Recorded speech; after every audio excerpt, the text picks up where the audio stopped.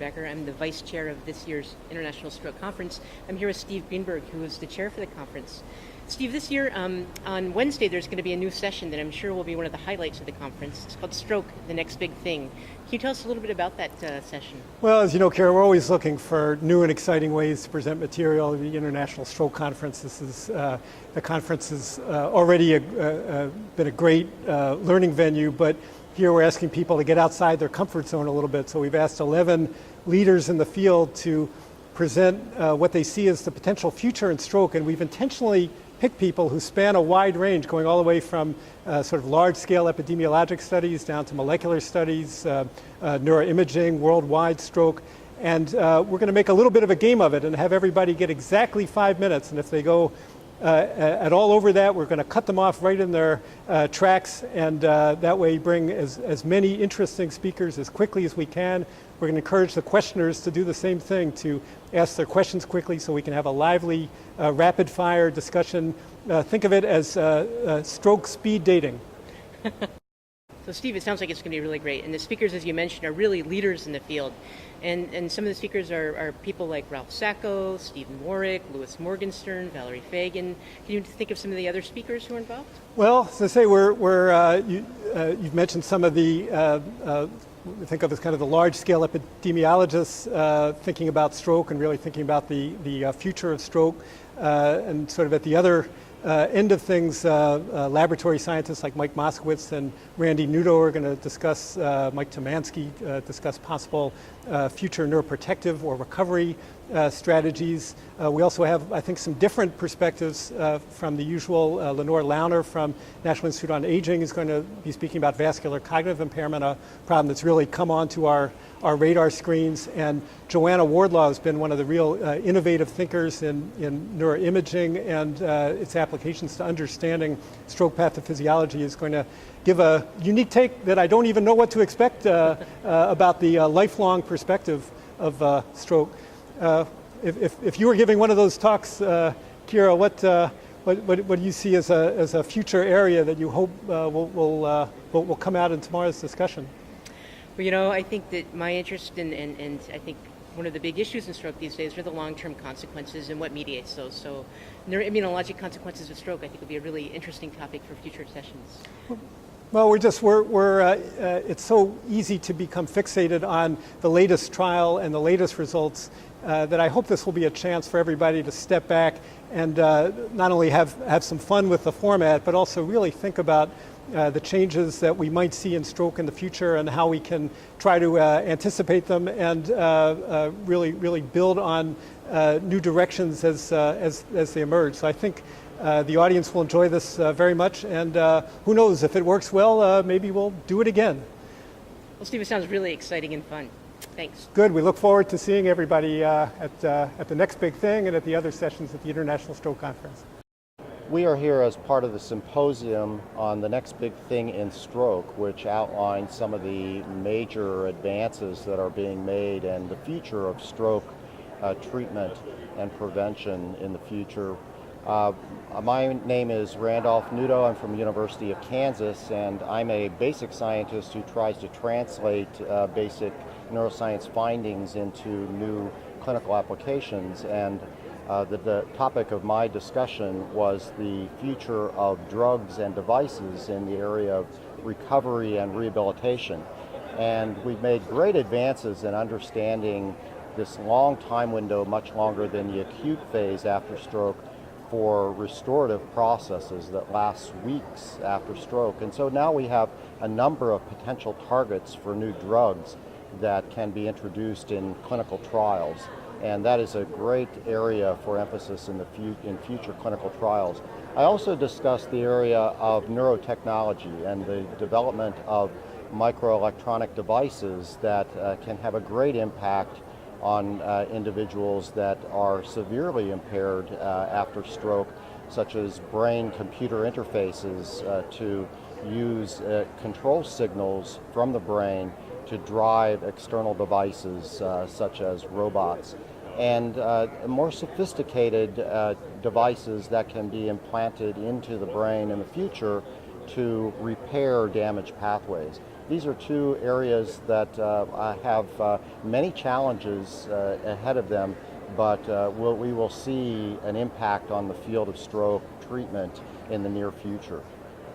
I'd like to turn it over to Dr. Stein. Thank you. My name is Dr. Joel Stein. I'm from the Department of Rehabilitation and Regenerative Medicine at Columbia University in New York City. My talk was addressing the role of robotics in stroke rehabilitation and recovery. Working off the research that Dr. Nudo and others have done, it's become clear that exercise and task practice are critical elements in the process of recovery after stroke. We need better techniques to deliver these exercise therapies and to achieve labor savings so that we can deliver more therapy without necessarily hiring more people to do so. The use of technology, and in particular the use of robots, allows us, at least in principle, to deliver more therapy without hiring additional staff to do so, and thus ultimately to enhance the recovery that patients experience. We reviewed briefly some of the existing research and robotic devices that have already been put out there, and also look to the future for new technologies that are on the horizon and that we believe can enhance the delivery of exercise therapy to our stroke patients. I'll now turn it over to Dr. Launer. I'm Lenore Launer from the National Institute on Aging in the Intramural Research Program. I'm a neuroepidemiologist interested in brain aging. So my task was to really introduce the idea of cognitive impairment, vascular cognitive impairment, into the conversation about stroke and stroke outcomes.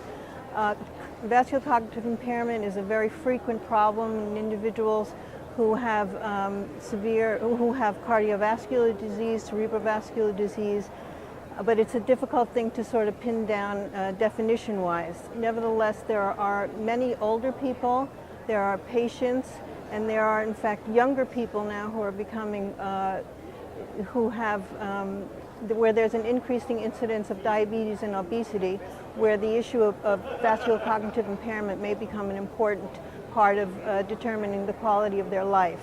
So we went through a little bit about the prevalence statement of the problem and some future directions that people are taking now, including some basic science which looks at the interaction between the neuron and the vessels, the need for new technologies to be able to image the vascular damage in the brain that is related to cognitive function, the need for clinical trials, either de novo designed for cognitive outcomes or adding strong cognitive outcomes to ongoing trials, and finally the use of genetic risk factor scores that may be useful in identifying people who have vascular disease and cognitive impairment.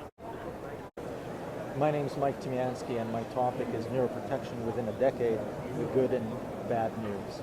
Mike, what are some of the big issues in neuroprotection these days? Well, basically, in my view, there are two important unanswered questions. The first one is neuroprotection in humans actually possible? And the other is, if it's possible, due to the complexities of human stroke and the human brain, is it actually practicable? The reality is that all the clinical trials that have been done to date have failed, and we never know whether they failed because the neuroprotectant wasn't actually effective, so we didn't have a tool with which to decide whether or not it was the clinical trial design that failed us, or whether the neuroprotectant didn't work and the clinical trial design was fine. So if you're trying to deal with community-acquired stroke, the first question that you have to answer is there a tool? Is neuroprotection actually feasible? What I've talked about today at our session is that over the last decade and a half, we've developed a class of neuroprotectants called Psd-95 inhibitors that have gone through multiple rat studies according to the STAIR criteria, also primate studies that we published in Nature this year, and a human clinical trial showing efficacy in humans in reducing MRI damage of strokes. So for the first time in the history of stroke, we've been able to answer that first question. The issue is neuroprotection possible? Yes, it's possible in rats, in primates, and in humans. So now that we have a tool that has the necessary biological effect, the question is, can we use that in a clinical trial scenario that will make neuroprotection practicable for community-acquired stroke? We are no longer in the era of the pre-TPA era, and because of this, we can't just conduct a drug versus placebo trial the way that the TPA trials could be conducted when there was nothing out there. Any clinical trial design has to take into account the various delays that are imposed by the assessment of a patient for candidacy for standard of care treatment like TPA. And these delays would also delay the time at which a neuroprotectant can then be given. And the one thing that we do know about stroke is that time is brain. And by the time that 3 to 4 hours come around, there really isn't a lot of brain left to save. So any clinical trial design that waits 3 to 4 hours before a neuroprotectant is administered is unlikely to detect the small effect size of neuroprotection in that time frame. And all the clinical trials to date, none of them with the exception of FastMag, which is not yet reported, and the clinical trial that we recently conducted, ENACT, that gave the neuroprotectant within 2 hours, none of the trials ever recruited patients in a time frame less than 4 hours. So it's very possible that even if these neuroprotectants worked, that clinical trials recruited patients in a time frame where neuroprotection really wasn't practical. So what we're now planning to do is to do a trial very similar to FastMag, but this time with a neuroprotectant that's been validated to have the necessary biological efficacy in rats, primates, and humans. So this trial is called Frontier, and we hope to start it by the end of this year. And if that trial is successful, it'll give the necessary signal for neuroprotection to really be realized. So we do think that neuroprotection is possible within a decade, and we actually believe that getting a signal for yay or nay for neuroprotection is achievable within the next 3 years. That's very helpful. So my topic is quite a bit different. I'm talking about race, ethnic disparities throughout the globe. And I don't know if you saw the Lancet article in December of 2012 that documented global rank in terms of mortality throughout the world and showed what is really called the epidemiologic transition, that causes of death are migrating dramatically from communicable to non-communicable causes of death, and stroke is number 2, has been number 2 for at least 20 years, but has grown like 27%. And in terms of global years lost, stroke is remarkably expanding, 177% over the last 2 decades. So more and more stroke is becoming very important. And even in the West, where we know that stroke mortality and stroke incidence has declined dramatically for decades, there still is a remarkable disparity where people who are minority populations or low socioeconomic status groups have a much higher burden of stroke.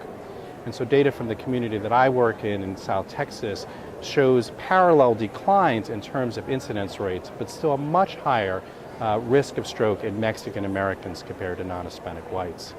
And so I think that as we move forward for the next few decades, we need to think about these disparities and make them high priority in our research agendas, in our advocacy agendas, and in what we do every day as clinicians in the clinic, where we should spend a couple of extra moments trying to figure out whether our patients can actually afford the medications that we're assigning to them, and what are the barriers for prevention and getting therapy.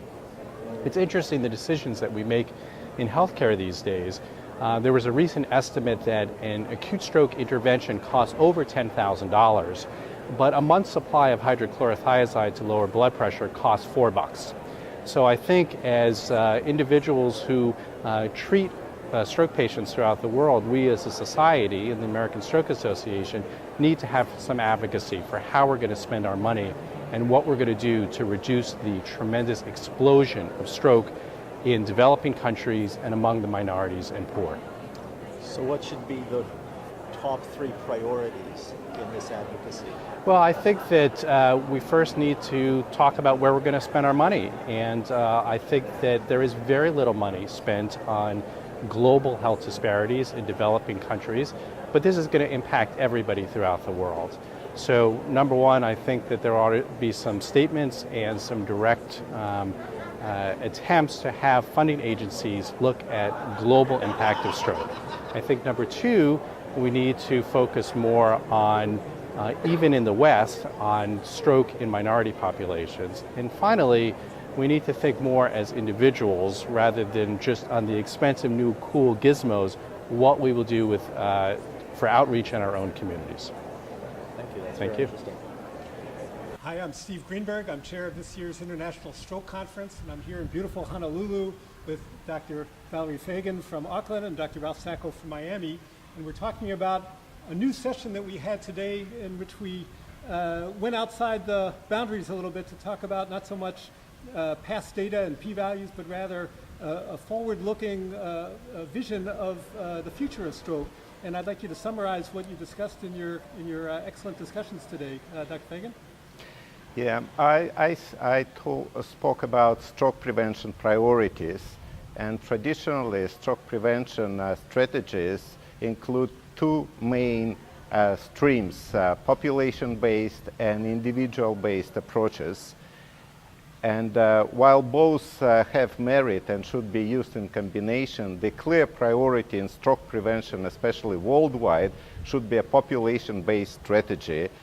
And this strategy includes some legislative measures on the government level, like we all know about tobacco banning, of a reduction of salt, which recently been introduced in some European countries. And these proven effective strategies that can be applied universally throughout the world. Dr. Sacco?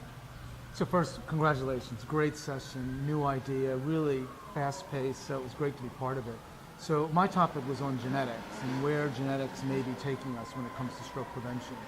And so in the age of the GWAS studies, where are we going with stroke? So I highlighted the Metastroke study, which showed some findings, but we really have to refine the phenotype. And of course now the new Stein study, the NINDS-funded large collaborative study, GWAS for ischemic stroke. And it's just getting off the ground, and hopefully maybe a year from now we'll actually have some data. And really the point of a lot of this genetics is hopefully now getting closer to genetic susceptibility loci, that we are just at the early stages of finding. And then I mentioned towards the end the issue of next generation sequencing, using exome sequencing and obviously whole genome sequencing, where we really will be able to find about rare variants and how this may throw open the field for finding kind of new, novel pathways that we don't yet know about that will help us hopefully develop drugs to prevent stroke. Well, let me ask you both then. So when people are standing at the International Stroke Conference in 5 years from now or 10 years from now, what do you think they'll be able to look back on and say these were really the notable advances in these areas that happened over the 5 or 10 year period? Valery, what would you say? Yeah, I would like to see some preventative measures actually implemented throughout the world, and we could see some results of this prevention. Because currently what we have is increasing burden of stroke worldwide and in a quite dramatic pace. And I would like to hold that and reverse it. What's the biggest barrier to doing that, do you think? The lack of government initiatives for implementing population-based stroke prevention strategies. And Ralph, what will we look back on in 5 or 10 years from the genetics and GWAS studies? Well, I'm hopeful that this will be like the Model T, that maybe this is just the beginning, that we are just in the early phases back 5, maybe 10 years ago in terms of the whole genome project and finding out about genetics. We are still just really on the surface, and hopefully 5 years from now we will really have some genetic susceptibility loci and honing into, say, pathway X and its relationship to stroke prevention. But Valerie's point about stroke prevention is key, and as you know, there is a worldwide now effort with the UN to think about the basics for stroke. Hopefully genetics will be the future, but we still know a lot that we need to implement that Valery talked about. I knew you would put on your epidemiologist hat along with your geneticist hat at some point.